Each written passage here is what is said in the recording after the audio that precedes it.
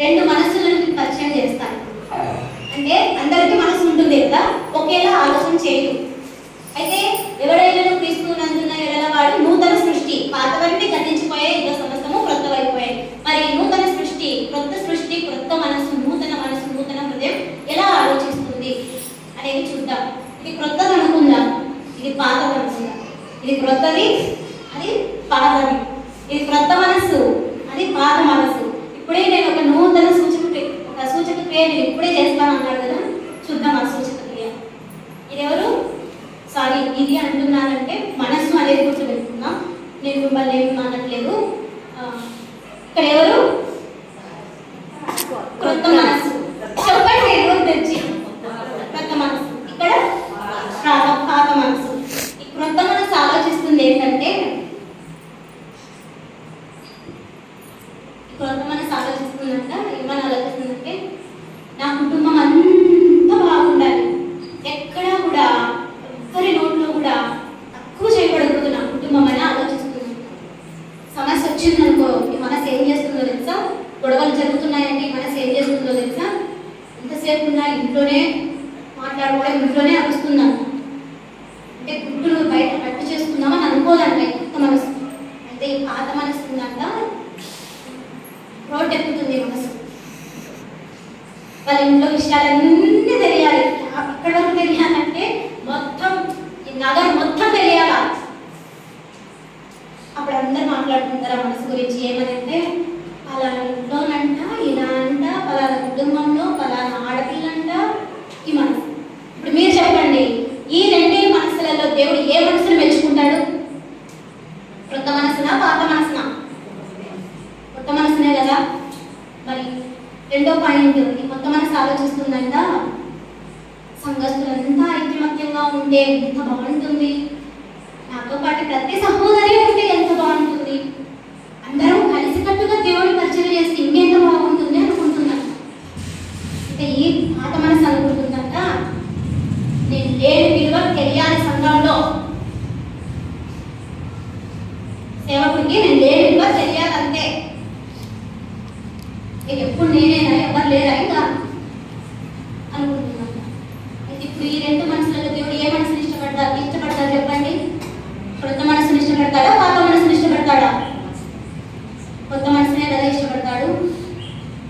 ఇప్పుడు ఈ అనుకుంటుందంట, కొత్త మనసు మళ్ళీ ఏమనుకుంటుందంటే,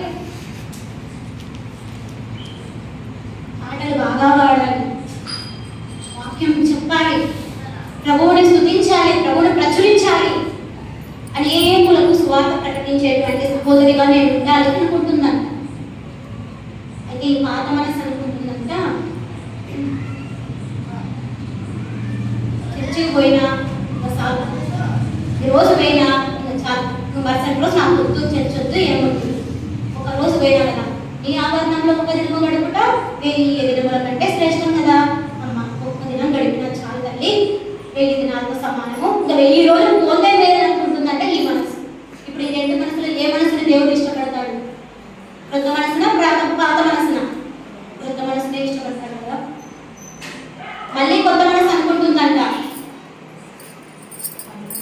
పక్కన ఉన్న వాళ్ళు, నా సహోదరులు, నా సహోదరులు బలంగా ఉంటే ఎంత బాగుంటుంది అని అనుకుంటుందంట. అంటే ఎప్పుడు ఎదుటి వ్యక్తి మేలుని కోరుకుంటుందంట ఈ మనసు. ఎదుటి వ్యక్తి మేలు కావాలి, ఎదుటి వ్యక్తి అన్యాయం అయిపోతా ఉంటే చూసి భరించలేదు ఈ మనసు. ఎదుటి వ్యక్తికి ఒక ఇంత బాధ కలిగితే చూసి తట్టుకోలేదు ఈ మనసు. కుటుంబం పట్ల బాధ్యత, సంఘం పట్ల బాధ్యత, సమాజంలో బాధ్యత ఈ మనసుకు ఉంది. అయితే ఈ మనసు అనుకుంటుందంట, ఒకరిని ఎప్పుడెప్పుడు పడేసి నేను పైకి లేద్దామా, ఎప్పుడెప్పుడు ఒకరిని గుంటలో వేసి నేను పైకి వద్దామా, ఎప్పుడెప్పుడు ఒకటి పతనం అవుతుంటే నేను ఆనందిద్దామా అనుకుంటుందంట ఈ పాత మనసు. ఇప్పుడు ఈ మనసులలో ఏ మనసుని ఇష్టపడతారు దేవుడు చెప్పండి? కొత్త మనసుని ఇష్టపడతారు కదా. అయితే ఈ కొత్త మనసు అనుకుంటుందంట, దేవుని సన్నిధిని నిర్లక్ష్యము చేయకూడదు అనుకుంటుందంట. అయితే పాత మనసు అనుకుంటుందంట, ఎప్పుడూ పోయే చర్చినే కదా, నేను వెళ్ళనని చిన్న చిన్న విషయాలకి, చిన్న చిన్న మాటలకి ఆగిపోయేటువంటిది ఒక పాత మనసు. ఈమె ఎలా కాదు, ఎన్నన్నా రాని నేను సంఘానికి వస్తా. ఎందుకు అంటే ఈమె ఈ కొత్త మనసు నేర్చుకునేది ఒకటే. ఈ కొత్త మనసుకు అర్థమైంది ఒకటి, అదేంటంటే పరలోక రాజ్యానికి చేర్చేది, పరలోక రాజ్యానికి చేర్చేది రాజులు కాదు, ఈ లోక అధికారులు కాదు, నాతో ఉన్న మనుషులు కాదు, నా తల్లి కూడా కాదు, నా ప్రభు అయిన యేసు క్రీస్తు. ఆయన ఎందుకు ఉన్న నేను నూతన సృష్టి, పాతలన్నీ వదిలేస్తాను, ఇదిగో కొత్తగా నేను జీవిస్తాను. ఇటువంటి సూచక క్రియ ఇప్పుడే మొలిచి ఇప్పుడు దాన్ని ఏం చేస్తాడు అంటున్నాడు, మొలిపిస్తాను అంటున్నాడు. ఇట్టి సూచక క్రియ నేను చేస్తున్నప్పుడు మనమందరం భక్తితో, హనన్యా ఎంత భయభక్తి కలిగి ఎంత నమ్మకమైన వాడుగా ఉన్నాడో మనము కూడా అలాంటి జీవితమే, ఇంత కొత్త జీవితమే మనం జీవించాలని దేవుడు కోరుకుంటున్నాడు లేదా? మనమంతా కొత్త మనసు కలిగి జీవించాలని దేవుడు కోరుకుంటున్నాడా లేదా? చెప్పాలి మీరంతా. కోరుకుంటున్నాడు కదా. మరి ఆయన కోరికలు ఉన్నాయి, మరి మన కోరికలు ఎలా ఉన్నాయి? మనం ఒక గ్రాఫ్ వేసుకుంటాం, మన గ్రాఫ్ ఎక్కడి వరకు ఉంటుందంటే ఇక్కడి వరకే ఉంటుంది. మన విషయమే ఆయన గ్రాఫ్ ఎక్కడ ఉంటుందో తెలుసా? అక్కడ ఉంటుంది. ఆయన మనల్ని అక్కడికే తీసుకెళ్లాలనుకుంటాడు. ఎక్కలేని శిఖరానికి దావీదు ఎలాగ ఎక్కాలనుకున్నాడో మనల్ని కూడా అక్కడికి తీసుకెళ్లాలని ఆయన అనుకుంటే, మనం మాత్రం మన బుద్ధి చెడి, మన ప్రవర్తన చెడి ఇక్కడే ఉండిపోతాం. కాబట్టి దయచేసి గమనిద్దాం.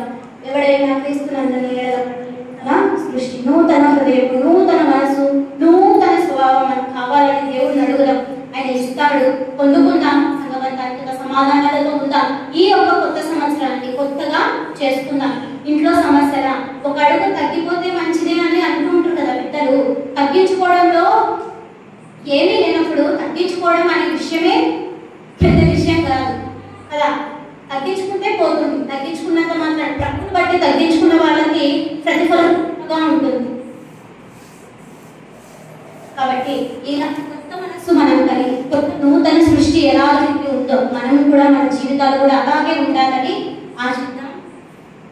అందరూ ప్రతి ఒక్కరు కూడా సంవత్సరములు వెళుచుండగా నిత్యము నీ కృపతో ఉంచితివా దినములన్నీ